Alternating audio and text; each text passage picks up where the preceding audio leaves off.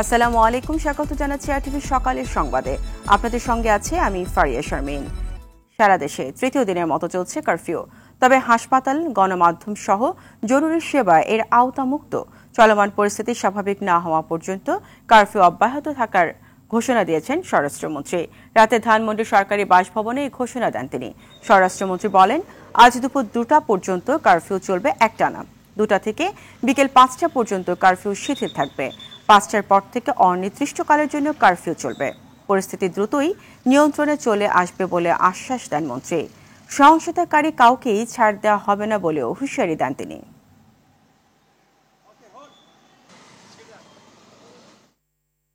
দর্শক, রাজধানীর কারফিউ পরিস্থিতি জেনে নেব সহকর্মী শাকিবুর রহমানের কাছ থেকে। এখন আমরা অবস্থান করছি রাজধানীর বিজয় সরণিতে। কারফিউ জারির মধ্যে যারা বেরিয়েছেন তাদেরকে কিন্তু এই চেকপোস্টগুলোতে জিজ্ঞাসাবাদের মুখোমুখি হতে হয়েছে। কেন তারা বেরিয়েছেন সেই বিষয়গুলোই তারা মূলত যাচাই বাছাই করছেন। যাচাই বাছাইয়ের পর যদি মনে হচ্ছে তাদেরকে যেতে দেয়া যাবে, জরুরি সেবার মধ্যে তারা পড়ছেন, তারপরে তাদেরকে কিন্তু যেতে দেয়া হচ্ছে। এবং জরুরি সেবার বাইরে কেউ যদি বেরিয়ে থাকেন তাদেরকে বোঝানো হচ্ছে, বুঝিয়ে তাদেরকে ফেরত যেতে বলা হচ্ছে। আমরা রাজধানীতে দেখেছি, বিশেষ করে জরুরি সেবার মধ্যে যারা রয়েছেন, গণমাধ্যম, চিকিৎসা সেবা, অ্যাম্বুলেন্স, বিদেশগামী যাত্রী, তাদের যে পাসগুলো রয়েছে অর্থাৎ আইডি কার্ড, বিদেশগামী যাত্রী হলে তাদের টিকিট, পাসপোর্ট, সেগুলো দেখে কিন্তু তাদেরকে এয়ারপোর্টের রাস্তায় যেতে দেওয়া হচ্ছে। এছাড়া কিন্তু সাধারণ মানুষকে মূলত এই রাস্তাটিতে ধরে এয়ারপোর্টের দিকে যেতে দেওয়া হচ্ছে না। তাদেরকে ডাইভারশন করে অন্য রাস্তা দিয়ে সেই পথগুলো ব্যবহার করতে বলা হচ্ছে। রাজধানী জুড়েই কিন্তু এরকম আমরা কয়েকটি জায়গায় দেখেছি এমন চেকপোস্টগুলো রয়েছে, যে চেকপোস্টগুলোতে সাধারণ মানুষের চলাচল নিয়ন্ত্রণ করা হচ্ছে, জিজ্ঞাসাবাদ করা হচ্ছে। সাধারণ মানুষের সঙ্গে আমরা কথা বলেছি, তারা যেটি বলেছেন যে জরুরি প্রয়োজনে তারা মূলত বেরিয়েছেন এবং জরুরি কাজ সেরে দ্রুতই তারা বাসায় ফিরে যেতে চান। এই যে কারফিউ ব্যবস্থাটি চলছে, আসলে আজকে দুপুর 2টা থেকে 5টা পর্যন্ত মূলত এই কারফিউ শিথিল থাকবে এবং পরবর্তীতে কিন্তু সেই কারফিউ আবারও বলবৎ থাকবে এবং কতক্ষণ থাকবে সেটি স্বরাষ্ট্রমন্ত্রী পরবর্তীতে জানিয়ে দিবেন। এবং সেই প্রেক্ষিতেই আসলে যেভাবে নিয়মকানুনভাবে মানুষকে চলতে বলা হচ্ছে, সেই নিয়মকানুনভাবে মানুষকে চলার জন্য অনুরোধ জানানো হয়েছে এবং বিভিন্ন চেকপোস্টগুলোতে কিন্তু সেটি তারা মূলত দেখছেন। তো এই ছিল আমার কাছে বিজয় সরণি থেকে সর্বশেষ। জানাচ্ছিলেন শাকিবুর রহমান। এদিকে সারা দেশে তৃতীয় দিনের মতো চলমান রয়েছে কারফিউ জোরদারে দেশব্যাপী মাঠে কাজ করছে সেনাবাহিনী, র্যাব, পুলিশ সহ নিরাপত্তা বাহিনী। গাজীপুরে বিভিন্ন স্থানে টহল দিচ্ছে সেনাবাহিনী। বরিশালে 6 প্লাটুন সেনাবাহিনী ও 4 প্লাটুন বিজিবি একজন নির্বাহী ম্যাজিস্ট্রেটের নেতৃত্বে মাঠে কাজ করছে। বাড়তি নিরাপত্তায় চেকপোস্ট বসিয়েছে বরিশাল থানা পুলিশ। চট্টগ্রামে মোড়ে মোড়ে টহল দিচ্ছে সেনাবাহিনী। রংপুরে পরিস্থিতি স্বাভাবিক রয়েছে। কুমিল্লায় কড়া নিরাপত্তায় চলছে কারফিউ, তবে মহাসড়কে গাড়ি চলাচল কম থাকলেও অলি গলিতে চলাচল করছে রিকশা, ভ্যান ও ইজি বাইক। ঝালকাঠিতে জরুরি সেবা ছাড়া কেউ বের হচ্ছে না, বন্ধ রয়েছে ব্যবসা প্রতিষ্ঠান। মেহেরপুরে স্বাভাবিকভাবে চলছে কারফিউ।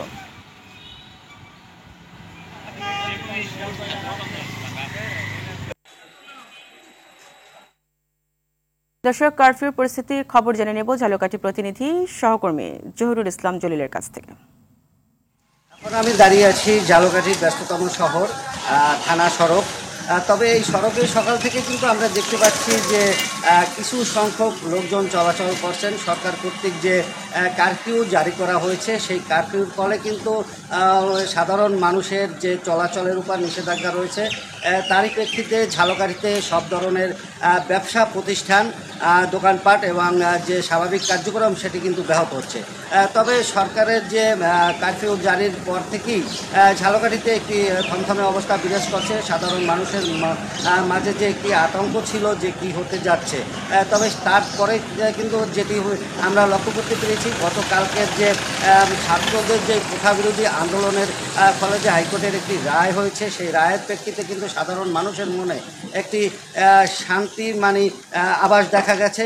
হয়তো সাধারণ মানুষ মনে করছেন যে এর প্রেক্ষিতে যে সরকার কর্তৃক যে কারফিউ জারি আছে সেটি তুলে নেওয়া হবে এবং স্বাভাবিক যে জীবনযাত্রা সেটি সাধারণ মানুষ শুরু করতে পারবে। আপনারা দেখছেন যে আমার পিছনে যে সড়ক রয়েছে, সড়কের কিন্তু কিছু দুই একটি যে চায়ের দোকান খোলা রয়েছে। এছাড়া এখানে কিন্তু এই সড়ক দিয়ে সাধারণ যে কিছু মানুষ কিন্তু চলাচল করছেন। মানুষের যে এই সড়কে যে একটি ব্যস্ততম সড়ক, তবে এই সড়ক ফাঁকা রয়েছে। আমরা দেখতে পাচ্ছি যে দুই একটি যে রিক্সা চলাচল করছেন এবং বাইসাইকেলও চলাচল করছেন। তবে পুলিশ প্রশাসনের সাথে কথা বলেছি, পুলিশ প্রশাসন কিন্তু আমাদেরকে জানিয়েছেন যে যে কর্মসূচি যে চলছে, যে কারফিউ সরকারের জারিকৃত, সেই কারফিউর প্রেক্ষিতে যে রাস্তাঘাটে সাধারণ মানুষের যে দুইয়ের অধিক চলাফেরা সেটি না করতে পারে, বিনা প্রয়োজনে না বের হতে পারে, সেই জন্য পুলিশ প্রশাসন কিন্তু কাজ করে যাচ্ছেন। তবে আইনশৃঙ্খলা বাহিনীকে আমরা দেখছি প্রতিটি রাস্তার মোড়ে মোড়ে তারা চেকপোস্ট বসিয়ে তারপরে যে বিনা প্রয়োজনে লোকজন বের হলে তাদেরকে ফিরিয়ে দিচ্ছেন এবং তারা কিন্তু সেইভাবে যে ব্যবস্থা সেটি তারা নিচ্ছেন। তবে চলমান যে যে কারফিউ চলছে, এই কারফিউর যে কতদিন চলবেন এটি নিয়ে সাধারণ মানুষের মনে কিন্তু একটি উদ্বেগ রয়ে গেছে। সাধারণ মানুষ কিন্তু চাচ্ছেন যে দ্রুত সময়ের ভিতরে হয়তো এই কারফিউ উঠে যাবে এবং স্বাভাবিক জীবনে সাধারণ মানুষ ফিরতে পারবেন। এই ছিল এখনকার মতো আমার কাছে। কমপ্লিট শাটডাউন তুলে নিল বৈষম্য বিরোধী ছাত্র আন্দোলন। এই কথা জানালেন কোটা সংস্কার আন্দোলনে গঠিত সংগঠনটির অন্যতম সমন্বয়ক সার্জিস আলম। নতুন করে আরও 4 দাবি জানান তিনি। সার্জিস আলম আরও বলেন, সরকারকে 48 ঘন্টার মধ্যে কারফিউ তুলে নিয়ে জনজীবন স্বাভাবিক করতে হবে। বিশ্ববিদ্যালয় ক্যাম্পাস থেকে আইন শৃঙ্খলা বাহিনীর সদস্যদের প্রত্যাহার করতে হবে ও হল খুলে দিতে হবে। সমন্বয়কদের নিরাপত্তা নিশ্চিত ও ইন্টারনেট পরিষেবা চালু করারও দাবি বৈষম্য বিরোধী ছাত্র আন্দোলনের। সরকার যেহেতু তার জায়গা থেকে কারফিউ দিয়েছে এবং কারফিউ চলমান রয়েছে, সেই জায়গা থেকে আমরা আসলে 2 দিনের একটি আলটিমেটাম দিয়ে আমরা জরুরি ভিত্তিতে 4টি দাবি জানিয়েছি। এর মধ্যে একটি হচ্ছে আমরা আমাদের জায়গা থেকে শাটডাউন তুলে নিয়েছি এবং আমরা চাই যে সরকারও কারফিউ তুলে নিক এবং স্বাভাবিক জনজীবন ফিরে আসুক। দ্বিতীয়ত আমরা চাই যে ইন্টারনেট ব্যবস্থাটি সচল করে দেওয়া হোক। তৃতীয়ত হচ্ছে আমরা চেয়েছি যে ক্যাম্পাস থেকে আইন শৃঙ্খলা রক্ষাকারী বাহিনীকে সরিয়ে নিয়ে হলগুলোকে খুলে দেওয়া হোক।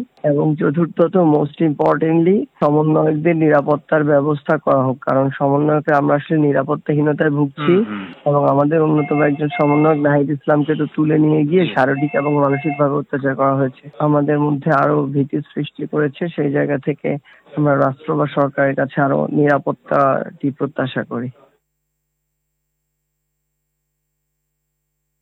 চলমান কারফিউ বলবৎ থাকবে। আজ দুপুর 2টা থেকে 5টা পর্যন্ত শিথিল থাকবে বলে জানিয়েছেন স্বরাষ্ট্রমন্ত্রী আসাদুজ্জামান খান। রাতে বিভিন্ন বাহিনীর প্রতিনিধিদের সাথে মিটিংয়ের পর এই কথা বলেন তিনি বলেন, ঢাকা মহানগর, গাজীপুর, নারায়ণগঞ্জ ও নরসিংদী জেলায় কতক্ষণ কারফিউ চলবে তা মঙ্গলবার 8টার পর ঢাকা থেকে সিদ্ধান্ত নেওয়া হবে। বাকি জেলাগুলোতেও নিজ নিজ ম্যাজিস্ট্রেট ও আইন শৃঙ্খলা বাহিনী মিলে সিদ্ধান্ত নেবে বলেও জানান তিনি। স্বরাষ্ট্রমন্ত্রী বলেন, সেনাবাহিনী, বিজিবি, পুলিশ, র্যাব ও আনসার মিলে দেশের পরিস্থিতি শান্ত করছে। 2 থেকে 4 দিনের মধ্যে দেশে আগের অবস্থা ফিরে আসবে বলেও জানান তিনি বলেন, ছাত্ররা যে দাবি করেছে আদালত সুন্দর একটা সিদ্ধান্ত দিয়েছে। জনগণ মনে করে ছাত্রদের আর আন্দোলনের আর প্রয়োজন নেই বলেও জানান মন্ত্রী। তিনি বলেন, ছাত্রদের অন্যান্য যে দাবিগুলো আছে তা পর্যালোচনা করছে সরকার। কিছু উস্কানিদাতা আন্দোলনকে কেন্দ্র করে দেশের ক্ষতি করতে চায় বলেও স্বরাষ্ট্রমন্ত্রী আসাদুজ্জামান খান বলেন। পর্যন্ত কারফিউ শিথিল থাকবে এবং আগামী পরশু থেকে, আগামীকাল এবং আগামী পরশু থেকে ঢাকা জেলা, ঢাকা মহানগর, নারায়ণগঞ্জ, নরসিংদী এবং গাজীপুর নগর এবং জেলা সহ আমাদের এখান থেকে সেন্ট্রালি আমরা অ্যানাউন্স করব কতক্ষণ কারফিউ থাকবে এবং কতক্ষণ শিথিল হবে। এই এলাকা ছাড়া বাকি জেলায়, সব জেলার পরিস্থিতি একরকম নয়। বাকি জেলায় মঙ্গলবার সকাল হতে সকাল 8টার পর হতে জেলা ম্যাজিস্ট্রেটগণ, পুলিশ সুপার সহ এবং অন্যান্য আইন শৃঙ্খলা বাহিনী যারা কাজ করছে সেখানে, তাদের নিয়ে এই কারফিউ সম্বন্ধে ডিসিশন নেবে। কারফিউ চালু থাকবে কিংবা কতক্ষণ বন্ধ হবে, কতক্ষণ চলবে, এটা তারা সিদ্ধান্ত নেবে। কোটা সংস্কার আন্দোলনকে কেন্দ্র করে দেশব্যাপী চলা সহিংস পরিস্থিতির প্রভাব পড়েছে রাজধানীর বাজারগুলোতে। পণ্যবাহী ট্রাক ঢাকায় প্রবেশ করতে না পারায় কমেছে ভোগ্যপণ্যের সরবরাহ। এতে মাছ, মাংস, সবজি সহ বাজারে বেশ কিছু দ্রব্যের দাম বেড়েছে কয়েক গুণ। বেচাকেনাও ভাটা পড়েছে। ভোগান্তিতে পোহাচ্ছেন ক্রেতা বিক্রেতা উভয়ই। এভাবে আরও কিছুদিন চললে দাম আরও বাড়ার আশঙ্কা করছেন তারা। পরিস্থিতি দ্রুতই স্বাভাবিক হবে বলে প্রত্যাশা করছেন তারা।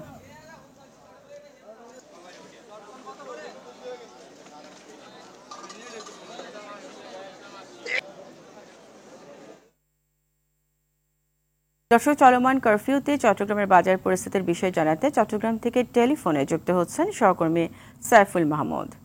সাইফুল, নিশ্চয়ই শুনতে পাচ্ছেন। সাইফুল, দূরপাল্লার যান না চলায় সারা দেশে তো বাজারে বেশ পণ্য সংকট দেখা দিয়েছে, বাড়ছে দামও।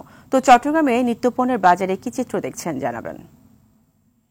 জি ফারিয়া, আসলে যেমনটি বলেছেন, চট্টগ্রামের বাজারগুলোতে পণ্য সরবরাহ কিন্তু অনেকটা স্বাভাবিক রয়েছে। এরপরও কিন্তু দেখা যাচ্ছে ব্যবসায়ীদের যে সিন্ডিকেট রয়েছে সেই সিন্ডিকেটের মাধ্যমে কিন্তু অধিক দামে বিক্রি করছে। আমি যদি চট্টগ্রামের বাজারের কথা বলি, আজকে সকালবেলার বেশ কয়েকটি পণ্যের দাম যাচাই করলাম। সেখানে গরুর মাংস বিক্রি হচ্ছে 900 থেকে 1000 টাকার মধ্যে হাড় ছাড়া, এবং হাড়যুক্ত গরুর মাংস বিক্রি হচ্ছে 700 থেকে 800 টাকার মধ্যে। ফার্মের মুরগি বিক্রি হচ্ছে 170 টাকা থেকে 210 টাকা পর্যন্ত। বাজার ভেদে এটা আসলে বিক্রি হয়, কোন বাজারে কত বিক্রি হবে সেটা ব্যবসায়ীরা নির্ধারণ করে। এরপরে সোনালী মুরগি বিক্রি হচ্ছে 370 টাকা, দেশি মুরগি বিক্রি হচ্ছে 500 টাকা থেকে 620 টাকা পর্যন্ত বিক্রি হচ্ছে, এবং 100 টাকার নিচে কোনো সবজি নাই বললেই চলে। চট্টগ্রামের বাজারগুলোতে প্রতিটি বাজারে কিন্তু আসলে 100 টাকার নিচে সবজি নেই, এবং সবচেয়ে বেশি দামি বিক্রি হচ্ছে নগরীর কাজীরদড়ি বাজার, যে বাজারটিকে আসলে বড় লোকের বাজার বলা হয়। এখানে তিতকরলা বিক্রি হচ্ছে 160 টাকা থেকে 180 টাকা, শসা বিক্রি হচ্ছে 120 টাকা থেকে 130 টাকা, টমেটো বিক্রি হচ্ছে 150 টাকা থেকে 220 টাকা পর্যন্ত। আসলে এই মুহূর্তে কিন্তু পর্যাপ্ত পরিমাণে মাছের সরবরাহ রয়েছে। এরপরে কিন্তু মাছের প্রচুর দাম। চট্টগ্রামে কিন্তু মাছের দাম কম হওয়ার কথা, যেহেতু চট্টগ্রামের ফিশারি ঘাটে প্রতিদিন সকালবেলা পর্যাপ্ত পরিমাণে মাছ আসে। এরপরে কিন্তু মাছের প্রচুর দাম বিক্রি হচ্ছে। আমরা মোড়ে দেখেছি, রাস্তার মোড়ে দেখেছি সেনাবাহিনী এবং সেই সাথে আইন শৃঙ্খলা রক্ষাকারী বাহিনী কিন্তু টহল দিচ্ছে। যেগুলো সবজির গাড়ি আসতেছে সেগুলোকে কিন্তু তারা খুব দ্রুত চলে যাওয়ার জন্য বলতেছে। যে গন্তব্যে বাজারে যাবে সেখানে কিন্তু যাওয়ার জন্য সুযোগ করে দিচ্ছেন। এরপরও কিন্তু সবজির অতিরিক্ত দাম রয়ে গেছে, কোনোভাবেই কিন্তু সবজির যে দাম কমবে সেটা বোঝা যাচ্ছে না। আমরা অনেক ব্যবসায়ীর সাথে কথা বললাম, তারা বললো আসলে সরবরাহ কম, সেই জন্য জিনিসের দাম বেশি। তবে যারা ক্রেতা আছে, সাধারণ ক্রেতা, তারা বললো আসলে এটা ব্যবসায়ীদের একটা অজুহাত। সবসময় তারা এটা বলে থাকে, এটা কিন্তু কখনোই যে তারা কম বিক্রি করবে সেটাও না। কিন্তু আমরাও দেখেছি আসলে এই মুহূর্তে কিন্তু চট্টগ্রামের বাজারগুলোতে পর্যাপ্ত পরিমাণে সরবরাহ রয়েছে। এরপর কেন সবজির ঊর্ধ্বগতির দামে বিক্রি হচ্ছে সেটা কিন্তু বোঝা বড় মুশকিল। তবে কোথাও কিন্তু যে কম বিক্রি হবে সেটাও না, প্রতিটি বাজারে কিন্তু উচ্চ মূল্য বিক্রি হচ্ছে। কিন্তু প্রতিটি বাজারে কিন্তু সবজির পর্যাপ্ত গাড়ি আসতেছে, কোথাও কিন্তু কম যে গাড়ি সেটাও না। তবে সাধারণ ক্রেতাদের অভিযোগ, মনিটরিং করার দরকার আছে বলে মনে করেন সাধারণ ক্রেতারা। আর বিক্রেতাদের একটাই অজুহাত, সেটি হচ্ছে যে সরবরাহ কম, এই জন্য দাম বেশি। তবে দেখা যাচ্ছে যে আসলে বাজারে পর্যাপ্ত পরিমাণে সবজি, মাছ এগুলি আসতেছে, এরপরও দাম বৃদ্ধি পাচ্ছে। এটার কারণ কি, এটা কিন্তু আসলে কেউ জানে না বললো। ফারিয়া, এই ছিল বাজার পরিস্থিতি নিয়ে আমার কাছে এই মুহূর্তে সর্বশেষ তথ্য। সাইফুল, আপনাকে ধন্যবাদ। এবার আন্তর্জাতিক প্রসঙ্গ। সমালোচনার মুখে অবশেষে প্রেসিডেন্ট প্রার্থী হিসেবে নিজেকে প্রত্যাহারের ঘোষণা দিলেন মার্কিন প্রেসিডেন্ট জো বাইডেন। সামাজিক যোগাযোগ মাধ্যম এক্সে এক পোস্টে এই ঘোষণা দেন তিনি। এই সময় ডেমোক্রেট দলের প্রার্থী হিসেবে ভাইস প্রেসিডেন্ট কমলা হ্যারিসের প্রতিও সমর্থন জানান তিনি। এখন দলীয় সিদ্ধান্ত একই হলে ডেমোক্রেটিক দল থেকে আসন্ন নির্বাচনে লড়বেন কমলা হ্যারিস। বিস্তারিত জানাচ্ছেন ইমরুল হাসান। সব জল্পনাকে পাশ কাটিয়ে অনেকটা আকস্মিকভাবেই যুক্তরাষ্ট্রের প্রেসিডেন্ট নির্বাচনের প্রার্থী না হবার ঘোষণা দিলেন জো বাইডেন। এক্স বার্তায় দেশ ও দলের জন্য মঙ্গলজনক বিবেচনায় এই সিদ্ধান্তের কথা জানান তিনি। এ সময় যুক্তরাষ্ট্রের প্রেসিডেন্ট হিসেবে দায়িত্ব পালন করাটা তার জন্য সবচেয়ে বড় সম্মানের বলেও উল্লেখ করেন বাইডেন।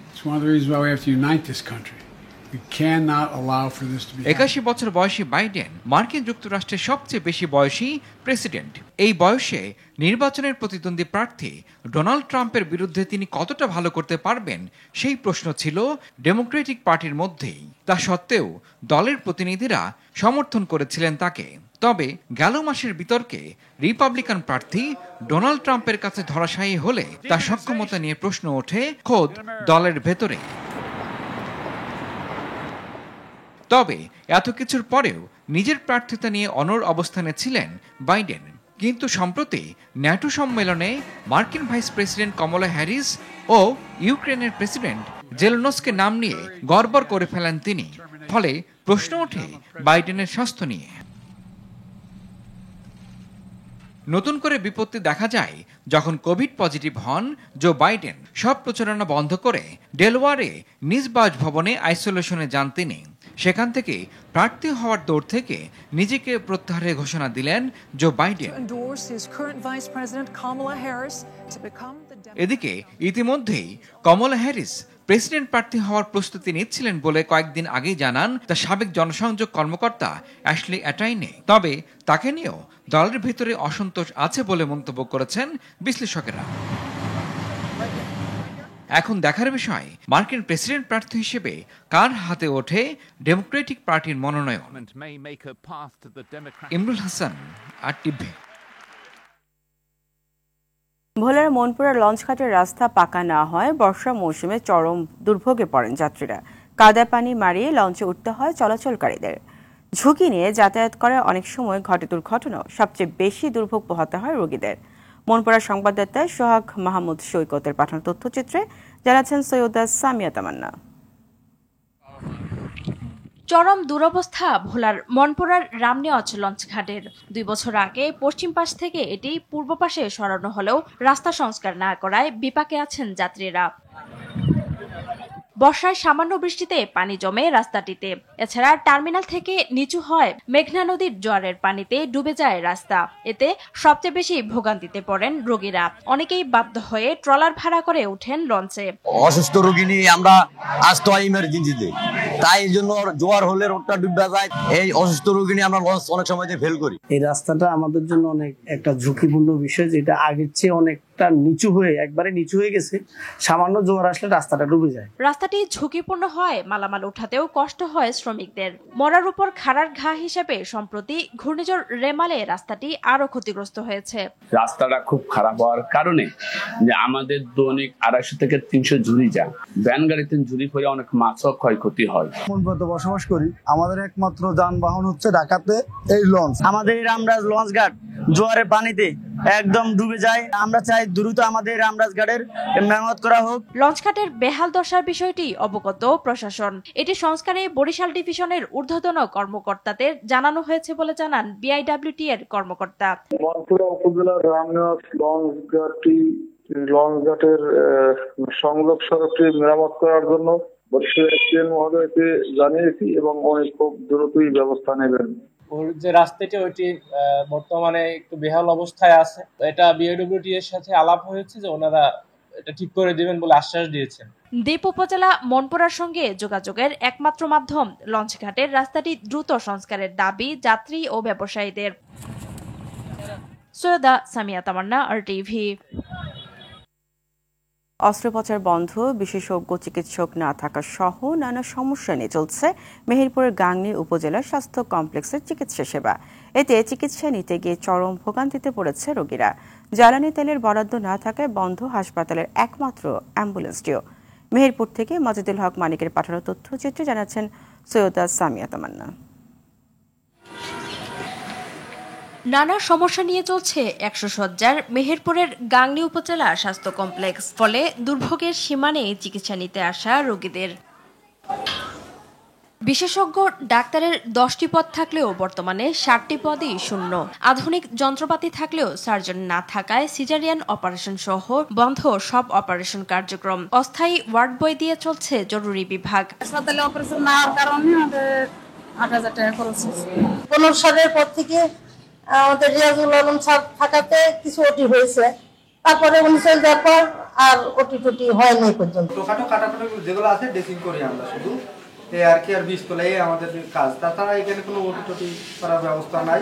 বেশিরভাগ ক্ষেত্রে এলাকার রোগীদের বাড়তি টাকায় চিকিৎসা নিতে হয় জেলার বাইরে বেসরকারি হাসপাতাল থেকে। মাঝে মধ্যে দেখছি যে আসলে রোগী আমাদের গ্রামীণ হসপিটালে যদি আসে, প্রাথমিক চিকিৎসা দেওয়ার পরেই দেখা যাচ্ছে যে সেখানে কুষ্টিয়া বা রাজশাহী রেফার করা হয়। স্বাস্থ্য কমপ্লেক্সের এমন বেহাল অবস্থা স্বীকার করলেন এই স্বাস্থ্য কর্মকর্তা।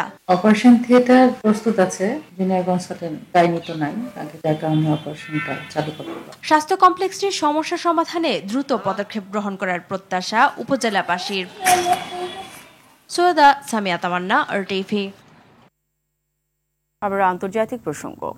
চীনে সেতু ধসে নিহত হয়েছে অন্তত 11 জন। স্থানীয় সময় শুক্রবার দেশটির উত্তরাঞ্চলীয় শানজি প্রদেশে প্রবল বর্ষণ হয়। এর ফলে মহাসড়কের সঙ্গে যুক্ত একটি সেতু ধসে পড়ে এই দুর্ঘটনা ঘটে। দেশটির বার্তা সংস্থা সিনহুয়া বলছে, এই ঘটনায় নদীর পানিতে তলিয়ে যাওয়া 20টি গাড়ির খোঁজ পাওয়া যাচ্ছে না। ঘটনায় 30 জনেরও বেশি মানুষ এখনও নিখোঁজ রয়েছেন। নিখোঁজদের সন্ধানে কাজ করে যাচ্ছে উদ্ধারকারী দল। এশিয়া কাপে টিকে থাকার লড়াইয়ে বিকেলে থাইল্যান্ডের বিপক্ষে মাঠে নামবে বাংলাদেশের নারীরা। প্রথম ম্যাচে আয়োজক শ্রীলঙ্কার বিপক্ষে 7 উইকেটে হারার পর সেমিফাইনালের রেসে টিকে থাকতে এই ম্যাচে জয়ের বিকল্প নেই জ্যোতি স্বর্ণাদের সামনে। অপরদিকে নিজেদের প্রথম ম্যাচে মালয়েশিয়াকে 22 রানে হারিয়ে সুবিধাজনক অবস্থানে আছে থাইল্যান্ড। এই ম্যাচে বাংলাদেশকে হারাতে পারলে সেমিফাইনাল অনেকটাই নিশ্চিত হয়ে যাবে থাইদের জন্য। ডাম্বুলায় গ্রুপ বির গুরুত্বপূর্ণ ম্যাচটি শুরু হবে বাংলাদেশ সময় সন্ধ্যা 7:30টায়। ফুটবল। সাফের প্রস্তুতি নিতে ভুটান গেল ডিফেন্ডিং চ্যাম্পিয়ন বাংলাদেশ নারী দল। সকালে ভুটানের উদ্দেশ্যে উড়ে সাবিনা কৃষ্ণারা। দেশটির রাজধানী থিম্পুতে স্বাগতিক ভুটানের বিপক্ষে 2টি ম্যাচ খেলবে লাল সবুজের মেয়েরা। 24 জুলাই প্রথম ও 27 জুলাই দ্বিতীয় ম্যাচে মুখোমুখি হবে দুই দল। ভুটানের বিপক্ষে সাফল্য নিয়ে অক্টোবরে আসন্ন নারী সাফ চ্যাম্পিয়নশিপে আত্মবিশ্বাস বাড়াতে চায় বাংলাদেশ। সবশেষ সাফ আসরে নেপালকে তাদের মাটিতে হারিয়ে প্রথমবার সাফ জয়ের স্বাদ পেয়েছিল সাবিনার বাহিনী। সকালের সংবাদ এই পর্যন্তই। সবশেষ সংবাদ জানতে যে কোনো মোবাইল ফোন থেকে 2414 নম্বরে ডায়াল করুন। মধ্যাহ্নের সংবাদ দুপুর 12টায় দেখার আমন্ত্রণ রইল। ধন্যবাদ সবাইকে।